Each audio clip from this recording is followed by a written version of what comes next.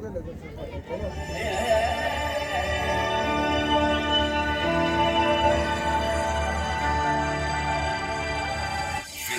किसान का बेटा था वो दृढ़ता का भंडार।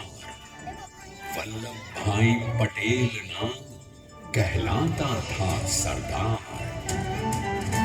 कृषक कार्मिक जनगण से था उसको प्यार अपार। अखिल देश ने उसे रहनुमा किया था स्वीकार। गांधी बापू का शिष्य, सत्य अहिंसा का अवतार, किंतु एक भारत करने को धर लेता हथियार। लौह पुरुष संबोधन था वो लोहे की दीवार। तेज पुंज तुम, शक्ति पीठ तुम, बल का सागर अपरंपार। ऋणी देश का नम्र नमन तुम स्वीकारो सरदार।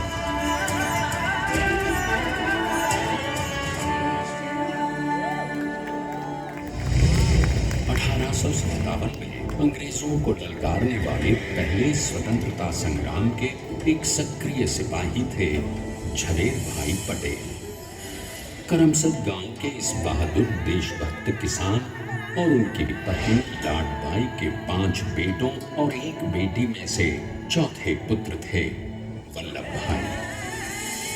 बालक वल्लभ ने करमसद के बाद नडियाद से अपनी हाई स्कूल की शिक्षा पूरी की।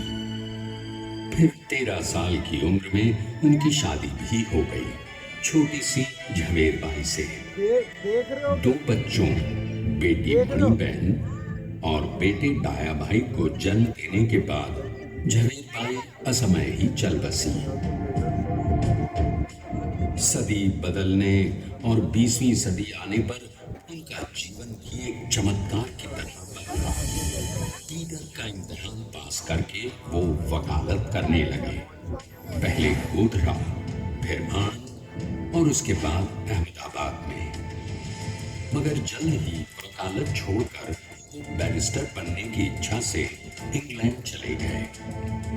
लंदन में बैरिस्ट्री में अव्वल आने और वजीफा जीतने वाले वो अनोखे भारतीय थे।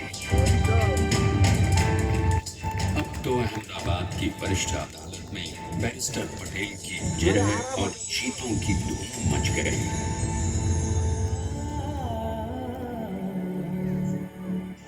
तभी एक युग पुरुष ने वल्लभ भाई के जीवन की धारा ही बदल दी। दक्षिण अफ्रीका में सत्याग्रह के अहिंसक अस्त्र से गोरे शासकों को सबक सिखाकर भारत वापस आए बैरिस्टर मोहनदास करमचंद गांधी से मिलकर वल्लभ भाई ने अपने कुछ वर्षों से सीखे विदेशी व्यवहार और संस्कार हमेशा के लिए त्याग दिए और अब वो अपने खेड़ा के किसानों को हक दिलाने के लिए बापू के साथ आंदोलन में कूद पड़े। अब उनके पैरों में जूते नहीं, गांव की धूल थी। हृदय में भारत भूमि की शस्य श्यामला धरती। मन में थे गांधी और मस्तिष्क में एक नए स्वतंत्र भारत का सपना।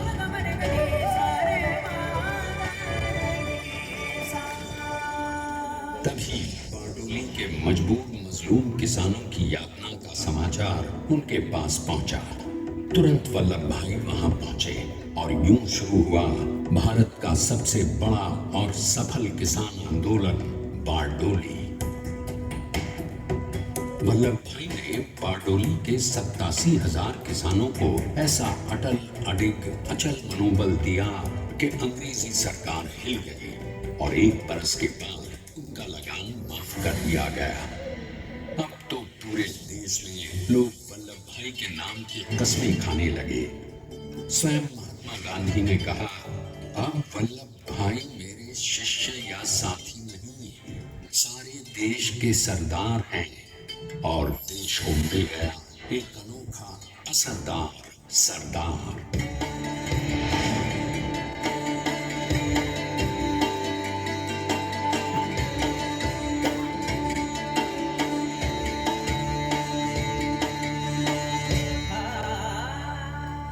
सरदार पटेल के नाम और देशभक्ति से अंग्रेज डर कर कांपने लगे। 1930 के नमक सत्याग्रह और दांडी कूच में वो बापू से भी पहले गिरफ्तार किए गए। तो सन 1932 में फिर उन्हें बापू के साथ ही जेल में 2 सालों के लिए डाल दिया गया। मगर आजादी के दीवानों को, स्वतंत्रता के परवानों को कौन गिरफ्तार कर पाया है? जेल से छूटते ही सरदार को कांग्रेस के नए राष्ट्राध्यक्ष पद पर चुना गया और उनकी सरपरस्ती में राष्ट्रवादी भारतीयों ने तमाम ब्रिटिश सूबों में जीत हासिल कर वहां अपनी स्थानिक सरकारें बनाई। किंतु सरदार का सपना केवल सरकार बनाना नहीं था। उनका स्वप्न तो था एक ऐसे नए भारत का जहां हर रंग, हर रूप, हर जात, मजहब, तबके का हिंदुस्तानी एक साथ मिलकर एक ऐसा नया भारत बना सके जहां पूर्ण स्वराज्य के साथ सारे समाज को गरीबी, अशिक्षा, छुआछूत से भी आजादी मिल जाए।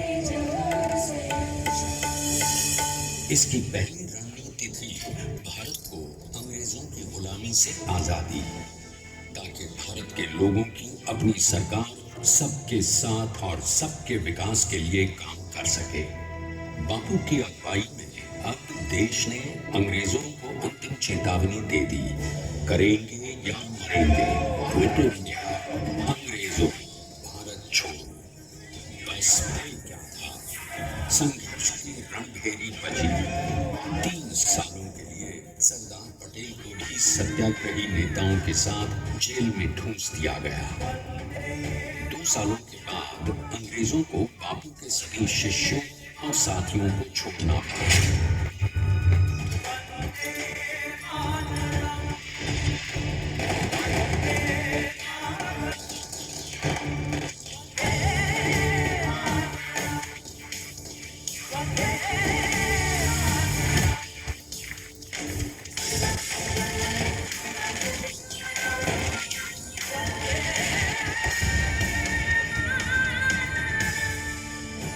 स्वतंत्रता के स्वप्न के सच होने के साथ अब सरदार पर कई एक नई जिम्मेदारियां थीं। आने वाली आजादी की तैयारी और एक नए भारत के लिए नए लोकतांत्रिक संविधान की संरचना।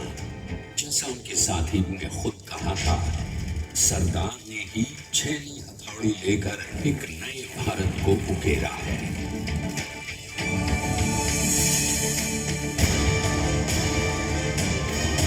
स्वाधीनता तो प्राप्त हुई, लेकिन खंडित भारत में भी उठते विभाजनवादी अंधकार को अभी दूर करना था। जब देश के खंड खंड होने का भय उत्पन्न होने लगा, तो सरदार ने निर्भय होकर खुद अपनी केंद्र सरकार और साथियों को भी चुनौती दे डाली और जम्मू कश्मीर को बचाने के लिए सारे देश का आकाश वायुयानों से भर गया।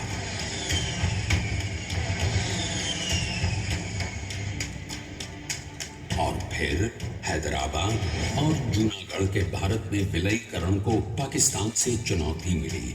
सरदार चाहते थे कि देश की 1 इंच धरती अब और विभाजित नहीं होनी चाहिए। नए भारत को एक करने के लिए समझा बुझाकर, मना कर 565 रियासतों को सरदार ने अपनी सूझबूझ, सदाशयता, संबल से एक नए स्वतंत्र भारत का अभिन्न अंग बना लिया। हमारे इतिहास में अखंड भारत के पुरुषार्थ का ये एक महानतम अध्याय है।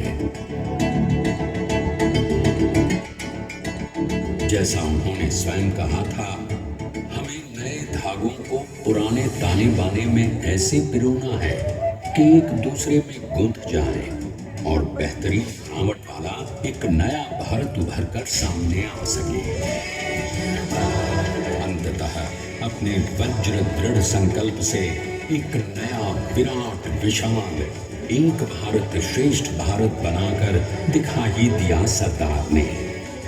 संसार के सबसे बड़े प्रजातंत्र के शिल्पी को प्रणाम करने के लिए देश ने बनाया है ये समर्थ स्मारक, स्वाधीन भारत को समर्थ भारत में बदलने वाले सरदार पटेल को समर्पित प्रेरणा तीर्थ भी है।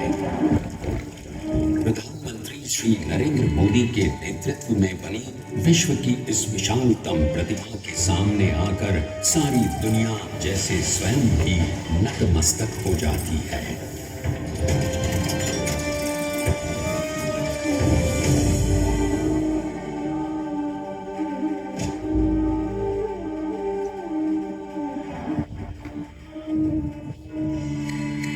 देश को बना गया वो अमित अटल, हरा सका उसे न कोई शत्रु दल। चट्टान के समान सा पुरुष प्रबल, पटेल तो स्वदेश का सम्मान है, पटेल तो स्वदेश का सम्मान है, पटेल तो स्वदेश का सम्मान है, पटेल तो स्वदेश का सम्मान है।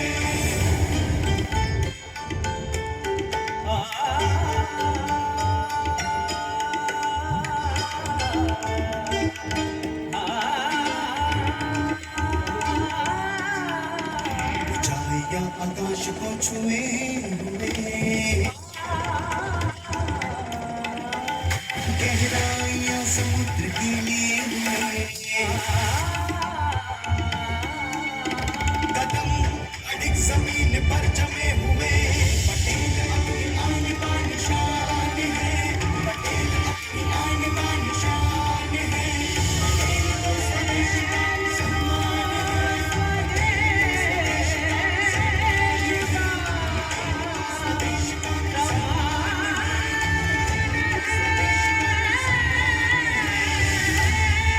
आइए अब देखते हैं कि अपने लौह पुरुष को श्रद्धांजलि देती 182 मीटर ऊंची विश्व की सबसे विशालकाय प्रतिमा का निर्माण कैसे हुआ।